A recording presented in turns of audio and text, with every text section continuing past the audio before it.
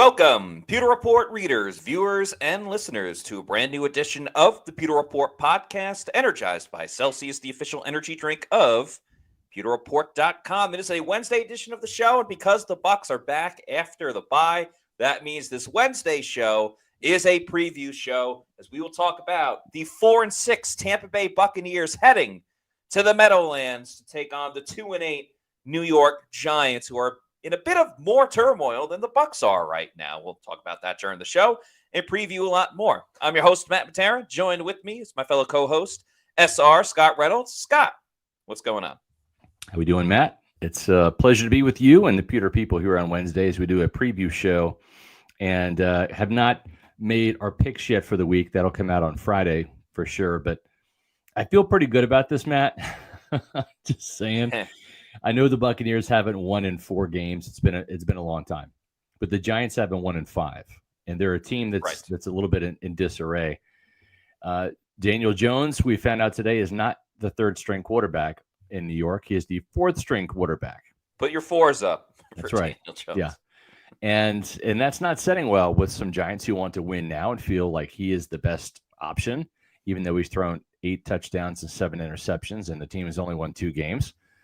Including a bit of a heartbreaker over in Germany in overtime to the Dave Canales Fighting Panthers. So, yeah, it's they're coming off a bye week just like the Buccaneers. I think if Tommy DeVito is going to win this team over and kind of get them over that little bit of a mental funk over the Daniel Jones benching, he's going to have to get a touchdown on the board quickly. He's going to have to play well right out of the gate for them to really kind of get behind him, and because it's more than just benching Daniel Jones. They moved him to 4th string because they don't want him to get hurt in practice and have that guaranteed money that you mentioned about on Monday kick in, because they probably want to move on from him after the season. But if he gets injured, goes in injured reserve, then all of a sudden he's owed that money next year, and the guaranteed money kicks in, and then their hands are really tied in free agency with salary cap hits with Daniel Jones, et cetera. So, and what that signals to the team is this is a financial decision, right? We're essentially going to go cheap here on the quarterback situation the rest of the way. And, if you're Brian Daboll, you went from 9-7-1 the first year in New York to winning 6 games last year to 2 games so far this year. You're on the hot seat. You need to win now. We know the New York fan base is what it is, Matt. It's intense. And so impatient as well. Impatient, yeah. So I think Tommy DeVito's got to be impatient as well and really perform well out of the gate to have that Giants team really rally around him on Sunday. Yeah, it's a very weird spot because it's clear and evident that the Giants are doing this just so they don't have to pay Daniel Jones. And you know what? From a business perspective, I totally understand that because they don't want to sabotage their franchise for years. I mean, you and I were on, I don't know, one of the many shows that we do last week, and you asked me, who would be the backup if Daniel Jones doesn't play? And I said Drew Lock. He is the QB too. That's what he was up until Brian Daboll making that decision earlier in the week. So that's why I'm a little bit confused. I understand not going with Daniel Jones, but then to skip over Drew Lock instead and go with Tommy DeVito, that I don't totally understand unless you think, okay, maybe we'll find out if DeVito can be, our backup of the future and be our QB2, or if we'll cut ties with him after. And Daboll's in a weird spot too, because I actually still think he is a pretty good coach. Like, let's remember, he got Daniel Jones and the Giants to the playoffs that first year. That's right. And then Jones got hurt pretty badly, and he missed a lot of last season. And then he just kind of regressed. You do wonder if he got even average quarterback play, how the Giants would look. So I do feel a little bit bad for Brian Daboll. Let's remember, the Giants welcomed their facilities with open arms to the Tampa Bay Buccaneers last year when they had the joint practice with the Jets, and then the Jets said, nah, we're good. We don't need to practice with you again. It kind of just left the Bucs out to dry.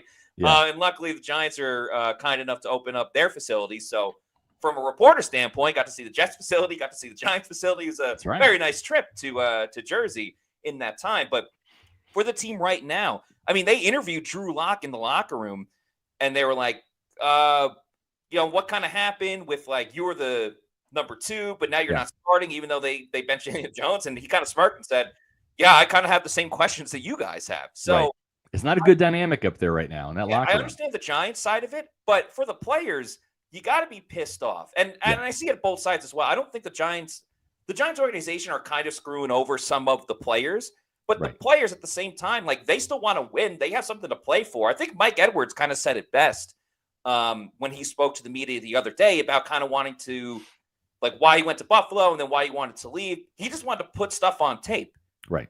Because the more you have on tape, the more other teams will see, and hopefully it's good stuff on tape and you can go get signed by another team. But it seems like the Giants are ready to kind of turn on their coach, turn on each other. Yeah. And even though DeVito can bring a little bit of, pizzazz to this team, maybe it was going to be a lifeless MetLife Stadium for the Giants. Now, for at least the first couple of drives, you're going to have a fan base that at least likes Tommy Cutlets and will be excited about him. But if you could take that out pretty quickly, then you get back to just complete silence. And if the Bucs start taking a lead, it'll be over quickly. Yeah, I totally agree. I think you're spot on. Michael says, I read they chose DeVito over Locke because DeVito is a bit more mobile, can make plays outside the pocket and extend plays. Yeah, and really the Giants' offense is very limited. You've got Malik Neighbors, you've got Darius Slayton, you've got Wan'Dale Robinson, who was a big-time weapon at Kentucky with Liam Cohen. And we'll talk to Cohen about him tomorrow when we get him at the podium. And really, the running back situation, they've got Devin Singletary, but Tyrone Tracy, who's the leading rusher among all rookies, just surpassed Bucky Irving in the last game. It's a very young team. There's not a lot of veterans to lean on. And I think maybe you want that X factor if you're Dable. You want the ability to pick up some first downs and, to go out there and scramble a little bit, get, and have a little bit more of a dual threat to give Todd Bowles and the defense some problems. So I can see why that is, why that's favored over a Drew Lock. And I think at the same time too, Drew Lock has got a lot of film out there. He's been in a couple different teams. You kind of know what he is. He's a backup quarterback at this point in time. And to your point, I think you're right on again. This team wants to see, do they have a Taylor Heineke here? Do they have a guy that might develop into a starting quarterback? Can he sneak out a couple of wins? Can he elevate his game? He's only started 6 games. He's 3-3. That all came last year. He's got 8 touchdowns, 3 interceptions. Or is this a situation where he might be a better version of Drew Lock, where he's just a number 2, and then you go out and find the number 1, but you know what you have with Drew Lock, and Tommy DeVito is the he's the X factor. He's the unknown. You want to find out more. Is this guy Tommy DeVito or is he Danny DeVito? Right? Is he a keeper or is he a guy that is he an award-winning actor? No. Yes. I'm just kidding. I don't go know make some Jersey Mike subs. Yeah. What I will say though, Scott, is for DeVito, whether it's Tommy, Danny, whoever, I think DeVito can play within the system of the Giants. Like I remember when the first game he played in, it was after Tyrod Taylor got injured. It was actually Jets-Giants. And they did not trust him throwing the football down the field. Maybe that was because the Jets defense was pretty good. But he got more and more comfortable as it went on. But it was always the tougher competition that he had an issue with. So I think what's key for the Bucs is build that lead. Because DeVito can play within the offense. And his best weapon is clearly going to be Malik Neighbors versus last year where you had Saquon. You can give the ball to Saquon within 2.5 seconds versus Neighbors going down and running a route. DeVito cannot sling it all over the place. So he can play when the game's tied or when the Giants have a lead, play very controlled. But he can't go out there and win you a football game the way that Baker can, or a lot of the top quarterbacks in this league can. So hopefully the Bucs can stick to what they've done a lot on opening drives this year and score touchdowns. Because even a 10-point lead, I'm not going to say it's a guarantee that the Bucs win, but that 10-point lead, even for the Bucs defense that's been terrible this year, they should even be able to hold on to it. It might be for the Giants because they're averaging 15.6 points per game. They're the worst scoring offense in the league, and you got Tampa Bay's scoring defense, which is one of the worst in the league. So something's got to give on Sunday, that's for sure. We appreciate the giving of Q's44, who might be a Tommy DeVito expert because he says DeVito is a Q's quarterback, but never liked him. That's fair. And again, we'll see if lightning can strike and this guy can be the next unheralded quarterback to foil a Todd Bowles defense, or if this is a get well game for the Todd Bowles pass rush and secondary. Tampa Bay's secondary, or I should say the defense as a whole, anybody has not had an interception in the last 4 games. So that's going to be something that they're really going to have to try to take advantage of. I like Tampa Bay's outside linebackers in this game because the offensive tackles are kind of pitiful for the Giants, especially in pass rush. Evan Neal's a very good run blocker. He's not good in pass rush. That's the right tackle. And then you've got Andrew Thomas on injured reserve. They got their backup tackle in. This has got to be the week where Yaya Diaby, Joe Tryon-Shoyinka, Anthony Nelson, Chris Braswell, somebody, anybody, Bueller, anybody get to the quarterback from the outside linebacker position, because you're not going to find maybe a better opportunity with a very inexperienced quarterback. If he's likely to be flush from the pocket, he's going to run right into one of these outside linebackers, because Tampa Bay's pressure all season long really has come up the middle. You got Vita Vea, you got Kalijah Kancey. Both of those guys have 9 sacks combined. Logan Hall's got 3. Will Golston's got a sack. CJ Brewer's got 2. Greg Gaines got a sack in his first game back. So they've got some interior pass rushers that should be able to get some penetration and flush the quarterback one way or the other, if not take him down from their own pass rush. Yeah, last thing on Tommy DeVito, spent, I believe, 3 years at Syracuse, and then his last college football season went to Illinois. So he was all about orange when it came to college. And something interesting today. So, like, when the media is there for practice, we only get the first half hour. It's a lot of, like, stretching and some special teams and some stuff like that. Typically, the D-line will either be right in front of us or all the way further down. They were right in front of us. And, it's Vita Vea, Kalijah Kancey, all those guys. Yaya Diaby was working with that group. Now, remember, it was very early. It wasn't like it was individual installs and stuff like that. But, some of the outside linebackers are on special teams, like Chris Braswell. JTS is in the mix every now and then. It was interesting to see Yaya Diaby working with the defensive tackles. Now, they were just doing things where they're working on hand placement on the pads. It wasn't like, he was lining up inside and stuff like that. Right. But I don't know, that piqued my interest a little bit. Either it's maybe the Bucs are going to work on a couple more stunts this week and Yaya's going to go inside, or Yaya's just dialed in, locked in, ready to, finally make that jump that we've wanted to see him do this season, and just putting in a little bit of extra work, especially with having last week off. This is the perfect opportunity. Really, these next 3 games, in my opinion, are the perfect opportunity for anybody to get right. Whether it's Antoine Winfield Jr. turning back into Superman, getting right there. Mike Edwards, tuning up the band since it's all back together and getting back to the Mike Edwards ways that we've seen. Or, of course, really any of the outside linebackers, anybody, having an impact on this game. By the way, Mike Edwards, another interesting thing. One, he's obviously not wearing 32 anymore because that goes to Josh Hayes, so he's wearing 21.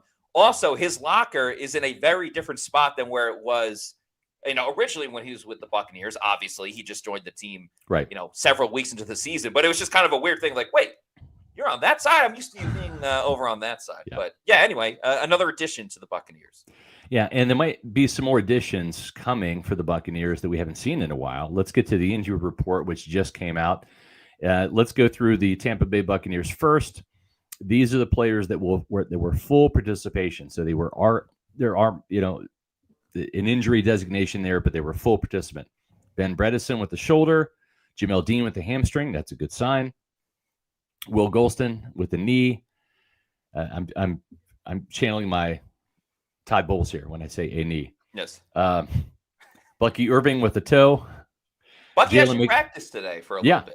I was shocked. He never practiced this. I know. He was full. He had the whole week off, so he was a full participant. Jalen McMillan, full participant with that hamstring. That's good. These players were limited. Mike Evans with the hamstring.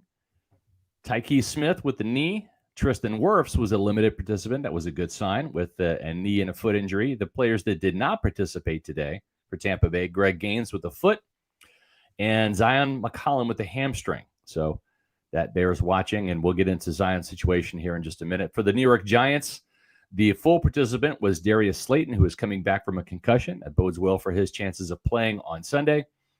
These players were limited in practice. Linebacker Matt Adams with a knee, Bryce Ford Wheaton, the wide receiver, with an Achilles, tight end Theo Johnson with the back, Dexter Lawrence, their very talented defensive tackle who leads the team with 9 sacks with the knee, Darius Musau, who is a backup linebacker. He's the only Giant with an interception this year. That's right. The Giants have 1 interception. You thought the Buccaneers were bad with only 5 interceptions. The Giants only have 1, and it's with him, not even a player in the secondary. Tyler Nubin, the safety, has a back injury. Kayvon Thibodeau, the linebacker, has a wrist injury. And Greg Van Roten with the abdomen injury. Again, all those players I just listed are limited. So both these teams coming off a bye, getting healthier.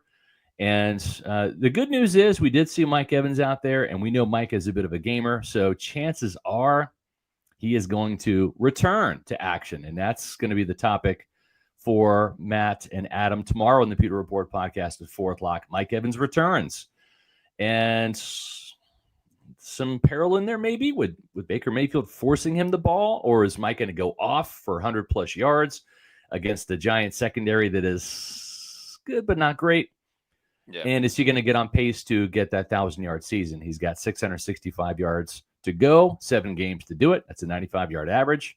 I'm not that good in math. I wrote it down beforehand. But that's the topic for tomorrow's show. And then, of course, Friday for our Pewter Insiders, Josh Capo is going to join Matt at 1:30 on Friday to discuss the Bucs 2025 salary cap. That's an interesting look. That's Mike Greenberg. He's not going to be on the show, but we'll be thinking about Mike, and we'll be channeling our inner Greenberg. He's a friend of the program. Yeah, friend of the program. Yeah. And we'll be channeling our inner Greenberg, at least Josh will, to dissect the Bucs 2025 salary cap and answer your questions. So Josh Capo and Matt Friday at 1:30 for our Pewter Insider subscribers. And, of course, that is Pewter Platinum and Pewter Premier members.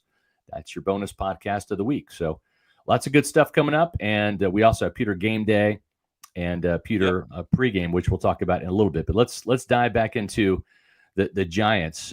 They've got a couple of rookie weapons that have been impressive for them. Their first-round pick, Malik Neighbors, looks like he is as good as advertised. The interesting thing, though, Matt, is this is a guy that has 4.35 speed. He was a deep threat at LSU. He's only averaging 10 yards per catch. Is that a function of Daniel Jones just not getting the ball to him deep? His longest play of the year is 39 yards.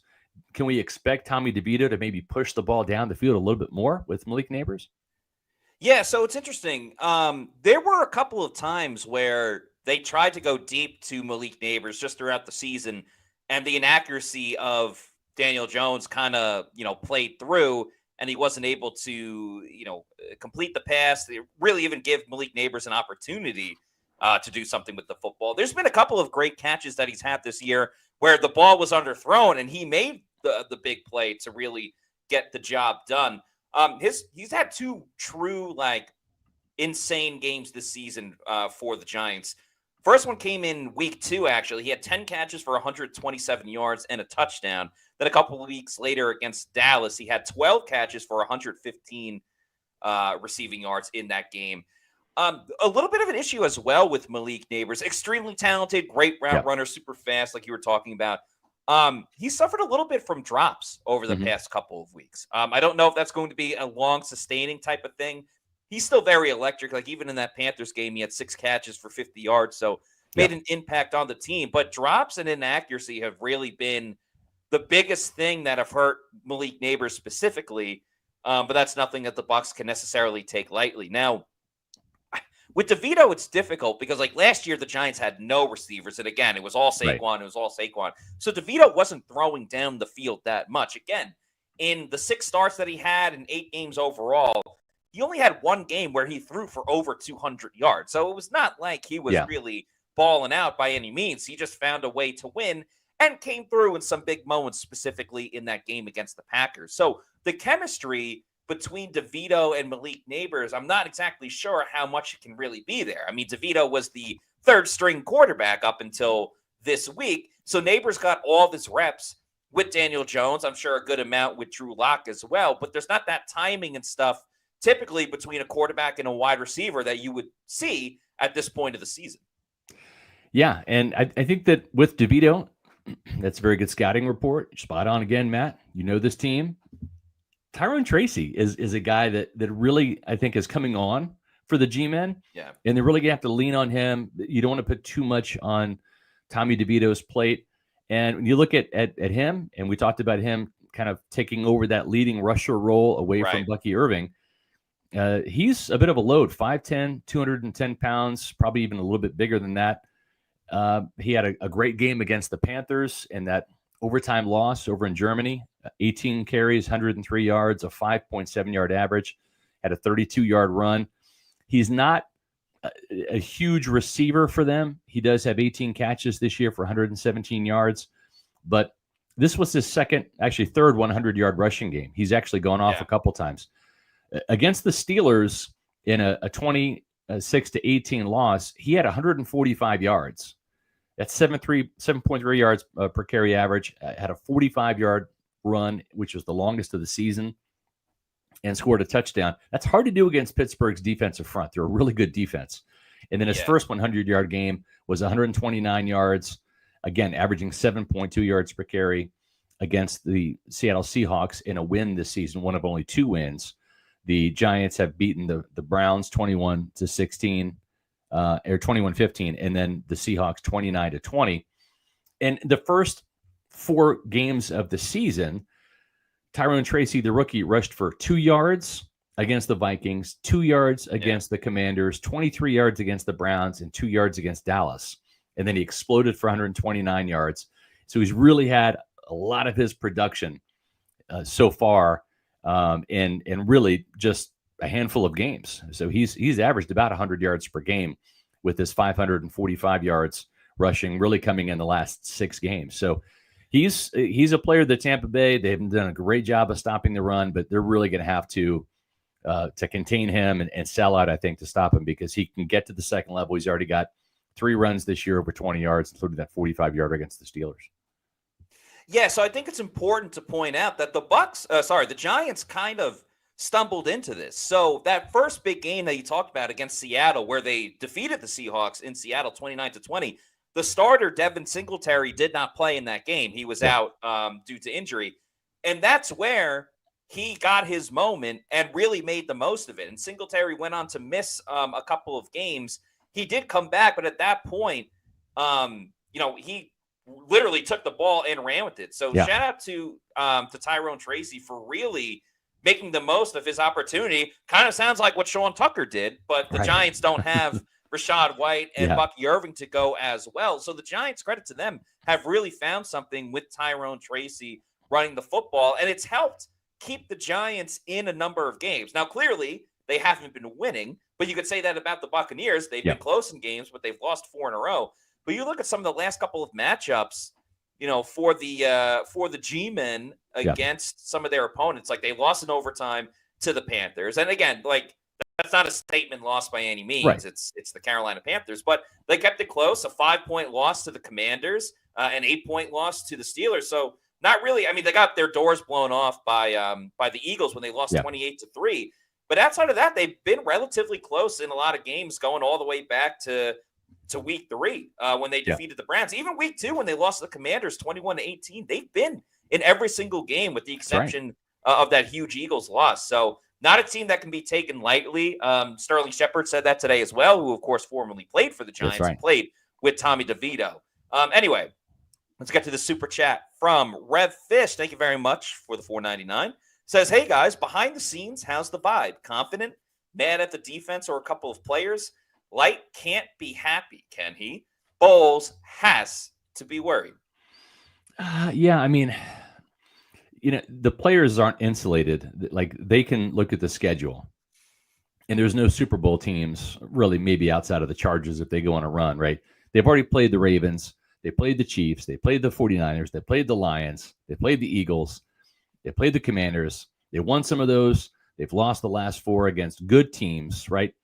And not that you can take the Giants lightly, because if you do, you're going to get beat. But this is not the Baltimore Ravens they're playing on Sunday in terms of the offense. This is not the San Francisco 49ers that they're playing on defense, right? So having said that, I think they feel a little energized. They see the opportunity here. and they're coming off the bye week. Their body is probably feeling a little bit better. The players that were here last year, which comprises most of the locker room, know that they did it last year. They can do it this year. Meanwhile, since their loss at 4:00 on week 10 to the 49ers, they've also seen the Falcons lose 2 games. They lost to the Saints. Yeah. Then during the bye week, they lost to the Broncos. They got their ass kicked by the Broncos. So now all of a sudden, Matt, you want to talk about a couple weeks ago, but the Falcons are going to Falcon, man. They're opening the door, and now all of a sudden the playoff path for the Buccaneers might run through the NFC South, grabbing that division lead at some point late in the season if they do their job and win these winnable games.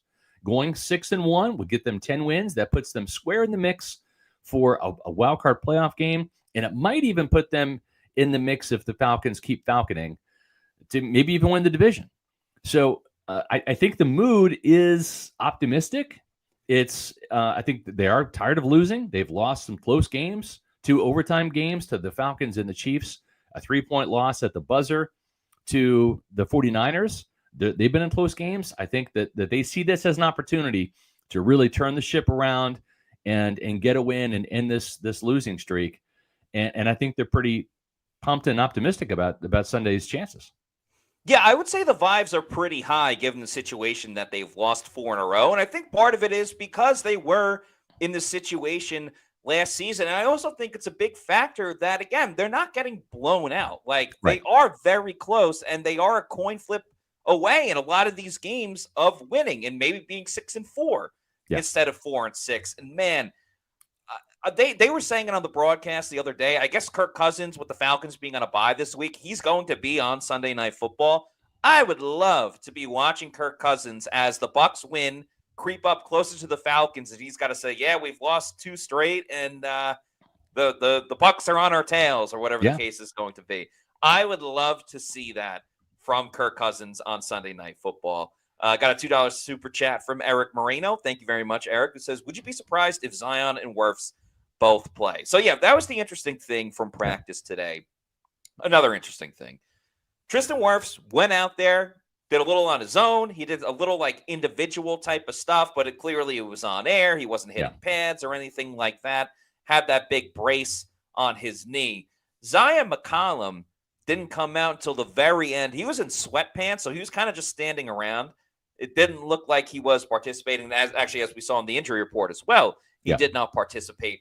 Todd Bowles said after that for Wirfs and Zion specifically, it's going to be up until game day. And I know we're not expecting Tristan Wirfs to play, but I was just so angry. I'm not angry at anyone or anything in particular, but you're finally getting Jamel Dean back. Yeah. Finally, you're going to have a healthy secondary and a healthier group overall on either side of the football. And now this injury comes up for Zion McCollum. And, hopefully he can recover and be fine. And he had the last week off. But, man, I mean, not since the opening game of the season have the Bucs had Jamel Dean, Zion McCollum, Tyke Smith in the slot, Antoine Winfield Jr., and Jordan Whitehead at safety all together. Not since week 1. Right. And throughout the rest of the time, guys have been in and out of the lineup, whether it's Winfield or Dean or Smith as well. So the fact that you haven't had that group since week 1 is almost insane to think about, and it could be in jeopardy once again with McCollum. I'd be less surprised if McCollum is able to play. I'd be very, very surprised if Tristan Wirfs goes out there for Sunday's game. Yeah, I'm with you, man. You're right. Again, and I think Troy Hill might get a look at cornerback instead of Josh Hayes, and just because he's new, he's spent a couple weeks in the practice squad. He's, I think, 32, 33 years old. He's got a lot of experience. He's more of a nickel, but he can play outside. I've got that confirmed from 2 Bucs sources that he is in the mix as an outside guy, and maybe they go with Josh Hayes for round 3, but maybe they give Troy Hill a look too. If Zion McCollum can't play.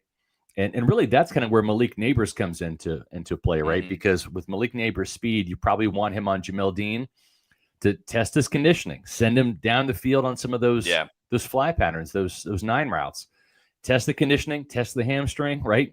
Early in that game, and then maybe go to the other side, whether it's Josh Hayes or whether it's It's Zion McCollum playing on an injured hamstring himself, or Troy Hill, the newcomer. Test him and see. And you look at Neighbors, he flip-flops between both wide receiver positions. So he will see time against both corners, whoever ends up playing, whether it's Dean and Hill or Dean and Hayes or Dean and McCollum. He's going to split those times. And I'm with you. I don't think Wirfs plays this week. I don't think that they necessarily want him to play. They want him to get that knee right. They don't want this. Yeah. They don't want to rush him back and then have him get hurt for some of these games that you would think if you wait one more week, you might get him back for good. But if he goes out there and he's not close to 100%, then he could have a setback. And now instead of waiting a week, you've lost him for 3 or 4 more weeks. And there's a little bit of danger, right? Because when you look at the outside linebackers for the Giants, they've got some good ones, right? Brian Burns, former Carolina Panther, first-round pick.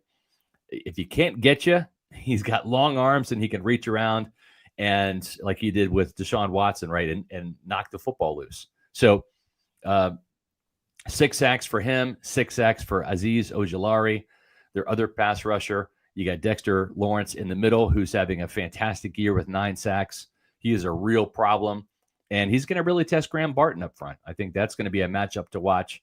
But again, when you've got no Tristan Wirfs at left tackle, the weak link of the offensive line is going to be Justin School, and you're going to see Brian Burns a lot lined up against him. They pretty much play Burns on the right side, and they pretty much play Azeez Ojulari on the left side, so he'll go up against Luke Gedeke. And Justin School got 4 games worth of experience. He played over half the game against the 49ers at left tackle, but he has 4 games experience at right tackle. Matt, I think that playing time and the fact he's not coming off the bench cold this year is going to help him. Plus, he's taken all the reps at left tackle this week. I like this version of Justin School better than I did the week 2 version coming in against Aiden Hutchinson. Right. I know there's nothing you could do about it, but don't you wish that the Bucs are playing the Panthers this week and then the Giants next week with the hope of possibility of maybe Tristan Wirfs can come back? Because obviously the Giants have a much better pass rush than the Panthers do, but there's nothing we can do about it. So no reason to dwell on it. A big shout out to Ojulari as well for the Giants, because Kavion Thibodeau was their starting edge rusher on that side, but he has that wrist injury. He's on IR. So he came in replacement of him and has done an exceptional job. So, you could say what you want about the Giants and their team. They obviously are struggling with a 2-8 record. But if you have a great pass rush, you can neutralize a lot of things, and that can keep you in a lot of games, which is why they've played better down the stretch. Now, Justin School, I'm in total agreement with you. It helps so much that he already had that experience this season, although on the other side, and that he gets essentially 2 weeks to practice over at left tackle as well. I'm sure he was working on drills and everything like that during the bye week. I think where it helps a lot, too, is for Liam Cohen, having called plays, knowing Justin School is your starting offensive tackle. I think he did a good job when School had to come into the game as well on the fly after Tristan Wirfs got hurt. There's certain things you can do to help protect Justin School, whether it's just a pass blocking situation or getting rid of the ball quicker or running the ball away from him or maybe running the ball towards him if you feel he has a strength in a certain run play or whatever it may be. For those freaking out about the Aiden Hutchinson game back in week 2, that was a long time ago, and he's a very different offensive tackle now. He got better week by week, and he's going to have a great opportunity to show how important and valuable he is as a backup offensive tackle. You never want your backups in the game, but that happens with the NFL. That's the world that we live in. So he's going to have a big opportunity. If he passes, he's going to earn him a lot of points in free agency. Not that he's going to get a gigantic contract, but he's going to have a team that wants him as a valuable backup offensive lineman. And then on the interior, man, this might be the toughest matchup that Graham Barton and Ben Bredesen and Cody Mauch have had this season with Dexter Lawrence. He's one of the best of the best. So, it makes for a fun matchup. That Bucs run game that has been really good this season. Obviously a huge upgrade than in years past. So the Bucs run game against Dexter Lawrence, who can get it done in the pass rush, obviously, with those 9 sacks. And overall, one of the best defensive tackles in the league. We're seeing some star-studded DTs in this game with the Bucs and Vita Vea and hopefully Kalijah Cansey, and now with Dexter Lawrence. So if you're a fan of trench warfare in the NFL, this is the spot to be. No doubt about it. And I think one thing too with Brian Burns, and we saw this too, right? When we saw Kalijah Cansey and Vita Vea go off in Kansas City, they each recorded 2 sacks of Patrick Mahomes. 3 of those came in the first half, and then just 1 in the second half. But the interesting thing about that was when you look at what Andy Reid did at halftime, right? Because the last play of that first half was a sack by Kalijah Cansey to end the first half. And then what they do in the second half, after rushing for just over 20 yards in the first half, they came out and ran the ball, right? Yep. And all of a sudden, the 3 sacks in the first half turned into just 1 sack in the second half. And so Justin School is actually a very good run blocker, better run blocker than he is a pass protector. Run right at Brian Burns. Like, and we've seen Liam Cohen run left-handed behind Tristan Wirfs. Well, you can run behind Justin School, wear out Brian Burns, and have him catch blocks rather than try to beat blocks and get to the quarterback. And that should help neutralize his stamina, his conditioning on third downs.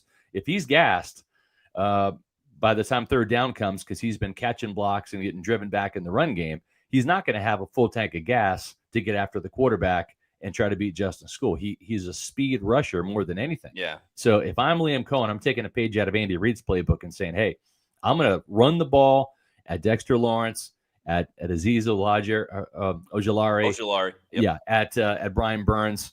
Try to wear them down, wear them out, so that when I need to pass the ball or want to pass the ball, I don't have those 3 just with their ears pinned back and beating my offensive line and getting to Baker Mayfield.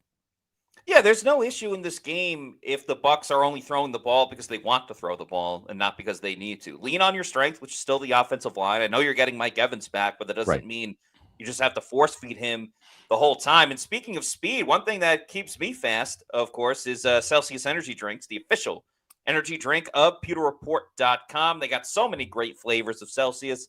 I love the Arctic vibe and the tropical vibe. You can also check out some of their new ones, like the sparkling watermelon lemonade. So if you need to know where to find a Celsius energy drink, head on over to the Celsius store locator on their website. Punch in your address and tell you the closest place where you could pick one up. Could be a Walmart, a Stop and Shop, a health and fitness store, a Publix, or your bodega. Bodega! Oh, Tommy Cutlets. And after you keep going to your bodega and you love Celsius and you want more, you can purchase it in bulk over on Amazon with the subscribe and save. I'd recommend getting that variety pack because you heard me talk about all the fantastic flavors of Celsius. You can have it sent to your place of residence whenever you want. So just make sure you're drinking Celsius energy drinks, the official energy drink of PewterReport.com. Yep. And as promised, we're going to have a couple of great shows for you on Sunday. And one of those is going to be our Pewter pregame show. That's going to be at 9 o'clock. So please get up and join us. Bucs versus Giants. About the Giants. The bigger they are, the harder they fall.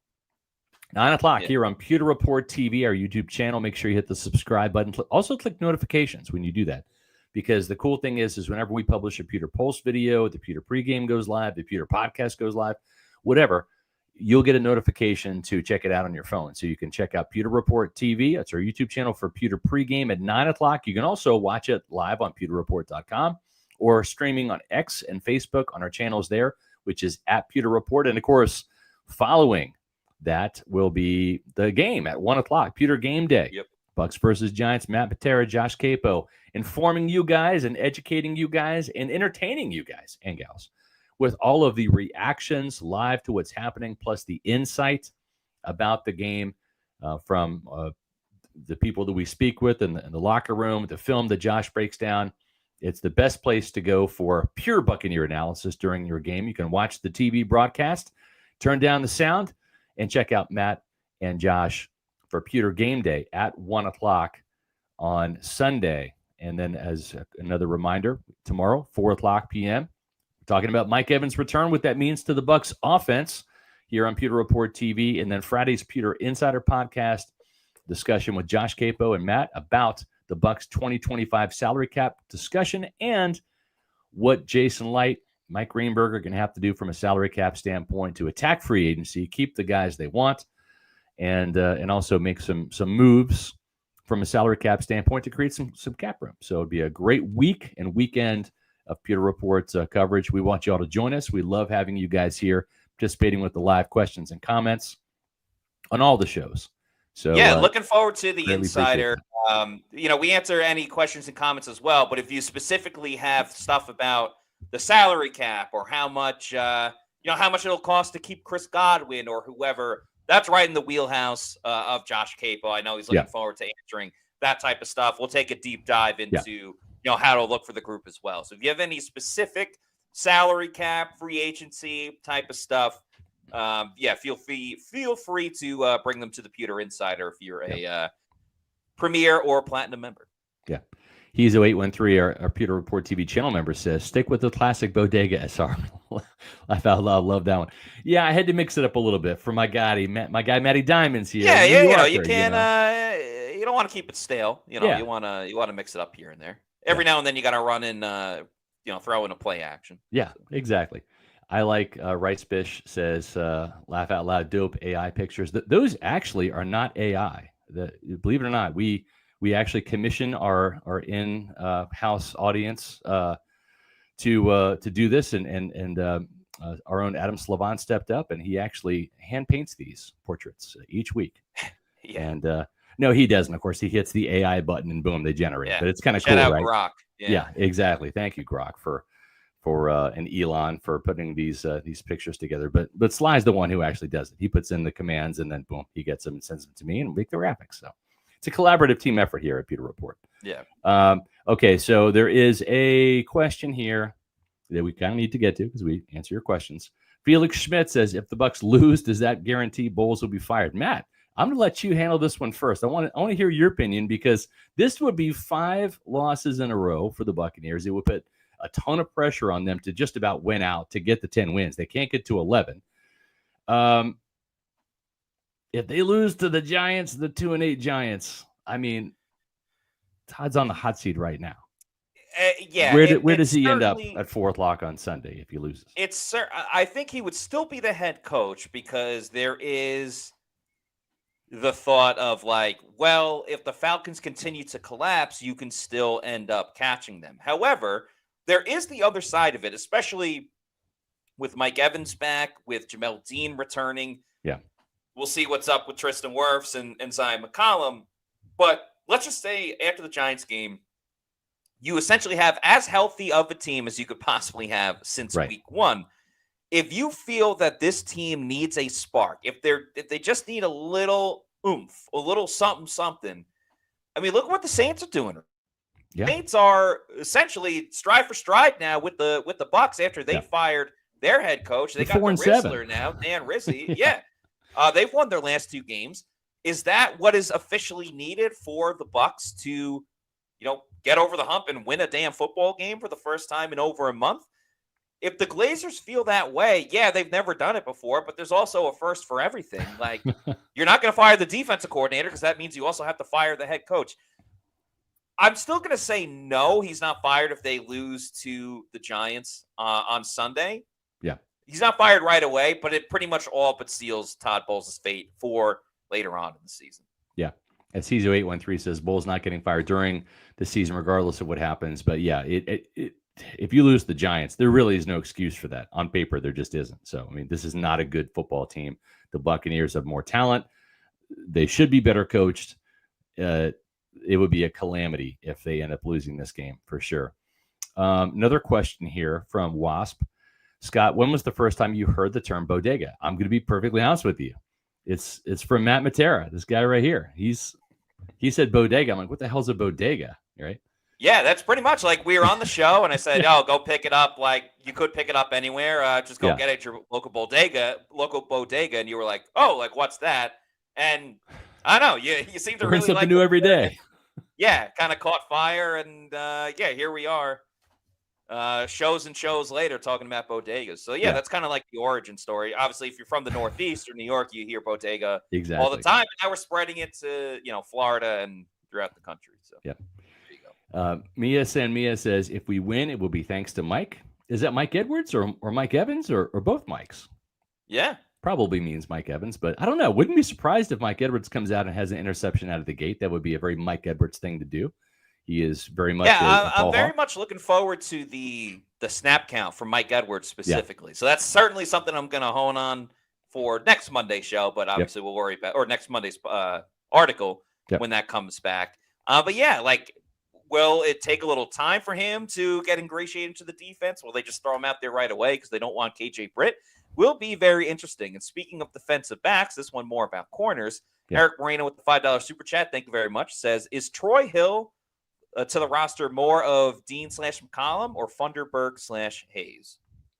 Well, he was signed a couple weeks ago, right? For everyone who's like, Jason Light hasn't done anything to help this team. Well, he just laying Mike Edwards off waivers.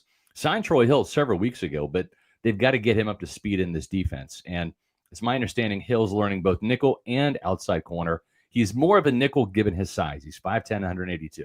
But he's very instinctive. He's a tough guy, good tackler. Kind of think like Brent Grimes, but without the attitude. So he's kind of a mighty might kind of guy, and typically Todd Bowles likes those 6 foot and taller corners. But they're going to make an exception. This guy has 3 career pick sixes, I think 8 or 9 interceptions in his football card. So they wanted a more experienced guy just in case Jamel comes back and he gets hurt, right? And then you have another option over Josh Hayes or Tyreek Funderburg to go to. And then if Armageddon happens where Dean gets hurt again, and if Zion doesn't play, then you're not stuck with what they were stuck with at the end of that 49ers game, which was Tyreek Funderburg on one side and Josh Hayes on the other, and an automatic field goal for the 49ers to win the game. So at least you have Troy Hill, who can be a veteran presence. Again, I think he's 32, 33. He's been in the league a long time. But at least you've got a guy that has some playmaking ability and some veteran presence, and it'll keep Funderburg at probably cornerback 5 on the depth chart, and then Hayes, I think, will probably still be cornerback 4. Yeah, it's an immediate upgrade. I mean, the guy's been in the league for a decade now. Yeah. So in this situation where, like, I'm all for the development of young players. Like, I by no means think the Bucs should give up on Tyreek Funderburg, right, or Josh Hayes. Hayes is a second-year player. Funderburg was an undrafted rookie free agent. I don't think they should give up on them, but at the same time, you have to save your season. You have to win now. And with those guys getting beat the past couple of games, and opponents specifically picking on them because they don't want to go towards Zion McCollum, well, then, you kind of need an upgrade, and you can still develop them behind the scenes and in training camp next year. So I'm all for giving Hill an opportunity, especially a veteran that has been there, done that, seen a lot of different offenses in his time. And again, you kind of hope that you don't see him because Zion and Jamel are good to go. That's right. If you want to upgrade for your football and food experience, there's one place to go, folks, and it's Walk-Ons. Yeah, so what happened out there tonight? We struck out at home with leftovers, then we remembered Walk-Ons. What effect did the situation have? Spirit soared. Nick took on a burger. Jen obliterated her ribeye po' boy. And speaking of spirits, Laura even scored a real tasty cocktail. She needed that. Any lessons learned today? Yeah. Head straight to Walk-Ons. Scratch-made dishes, wall-to-wall TVs, craft beers, and cocktails. Walk-Ons for the win. If you have not been to Walk-Ons yet, first of all, what are you doing? Second of all, make this week the week where you decide, you know what, damn it, I'm going to go to Walk-Ons. And I'm going to listen to Scott and Matt. I'm going to check out this place. And if you're going to do it, I recommend happy hour. Yesterday was the all-day happy hour, which is every Tuesday, includes $5 Tito's. It's the best happy hour in Tampa, right? The good news is on Wednesdays and Thursdays, you have 2 happy hours, 3 to 6 for the early crowd and then 9 to close for the late crowd. And keep in mind, there's football tomorrow night in the NFL, so you can check out Walk-On's happy hour and watch the game and have some of these great drink and food specials. $3 happy hour pours, $3.99 domestic pints, $4 house wine, $5.49 22-ounce domestic drafts. The starters are fantastic. $6 get you the fried pickles, which I love, or the small waffle cheese fries. $7 the boom boom shrimp with the queso dip. $8 boneless wings. The cheeseburger sliders just about fill me up. They're not like little charcoal briquettes. They're actually like little mini burgers. They taste fantastic. There's 3 of them. I love them. Friday, tomorrow, or I should say on Friday, 2 days from now, 3 p.m. to 6 p.m. is your happy hour. And then Saturdays and Sundays, the place to go for college and pro football. $4.49 pints, 22-ounce pours, $5.99 Michelob Ultra, Bud Light and Budweiser, $5 Heineken silver ounce, 12-ounce cans, and then $5 neutrals assorted flavors. Check out walkons.com for more, and you can also check out those 3 locations in the Tampa Bay area up here by me, Wesley Chapel, across from the Outlet Mall, down there by Matt, at the Midtown Tampa location, by the stadium, and then the one in Lakeland. So walkons.com. Check it out. There are a lot of people in the chats right now using the hashtag free Sean Tucker. I don't want to be the bearer of bad news, but unless there's an injury to Rachaad White and or Bucky Irving, which I hope that doesn't happen because I don't want any player in the league to get injured, I just don't know how much of Sean Tucker we're necessarily going to see. I think the best thing you could be rooting for is for shorter kickoffs, because then you'll get Sean Tucker returning the ball. Maybe Sean Tucker has to have another 55-yard return at him, in the backfield, which a lot of people have said the special teams, the kickoff is essentially a run play, which is why the Bucs have a lot of their running backs back there. I don't really foresee Sean Tucker getting those opportunities unless someone else gets injured. And I don't want that to be the reason why, but I'm with you. I want more Sean Tucker. I do too. Unfortunately, I don't think we're going to get it. Yeah, we talked about it on the Insiders last week, Rick Stroud and Pat Donovan, WDA, and I. And the question was, how do you get him in the game? How do you dedicate the fact that you're not going to forget about him, that you're going to get him there? And, I told a really quick story in my Pop Warner coaching days. We had this thing called the 10-play rule, where everybody has to play at least 10 plays. Like the worst kids, the kids who are new to football, they don't want to play, their daddy's making them play, whatever. Your developmental kids, they got to play at least 10 plays. If you get to the fourth quarter and you haven't played those kids yet, or they need to go from 5 plays to 10, you got to start them at the start of the fourth quarter. Well, if you're in a close game, that's a real scary situation, because now you're putting some of your backups and your worst players out there. So what we would do is we'd start the kids and get them like 5 plays, like literally on their first drive. Even if we went 3 and out, boom, we got 3 plays out of the kids. Start Sean Tucker in the game. Give him the first 3 carries, see what happens. And if he doesn't perform, then make it the Bucky and Rachaad show. Or if you're Liam Cohen, say, I am without fail going to start the second half with Sean Tucker, because one of 2 things is going to happen. Either they're going to want to keep the running game going if they got it established, or they might have to rededicate themselves and, hey, we got to go back to running the ball, right? So start Sean Tucker either at the beginning of the game, give him 3 plays in a row, or at the start of the second half. But I'm with you guys. I'd like to see more of Sean Tucker. And just like I'd like to see more people sign up for the Autograph app. That's right, Autograph Fan and Rewarded. It's co-founded by legendary Bucs quarterback Tom Brady. Apparently also played for the Patriots. I know nothing about that other than hearsay. But he won a Super Bowl in Tampa and was the Super Bowl MVP. And he's made a great app called Autograph. We don't have an app, Pewter Report. We don't need one. Just get Autograph. Download it for free. Use it for free. How about that? No cost at all. So do it right now. Download Autograph at the App Store for iPhones, and for Androids, go to Google Play, download it. All we ask you to do is sign up using the promo code Pewter. It lets Autograph know that we sent you their way. So make sure you sign up with the promo code Pewter. And here's what you can do. You can read our Pewter Report stories. You can watch our Pewter Report podcasts, and you get rewarded with coins. You can use those coins to get tickets. It's a great way to earn points, earn coins that you can turn into tickets. And who doesn't want free stuff? That's what Autograph will do. They're going to give you free stuff once you read enough of our content. And it's not just our content. You put in Buccaneers as your favorite team, it's going to pull up every other media outlet, and you can read everything about your Buccaneers all in one spot. According to to us, we think the Pewter Report stuff is the best, and it's prominently featured. But download Autograph and use it. It's totally free. All you have to do is use promo code Pewter when you sign up.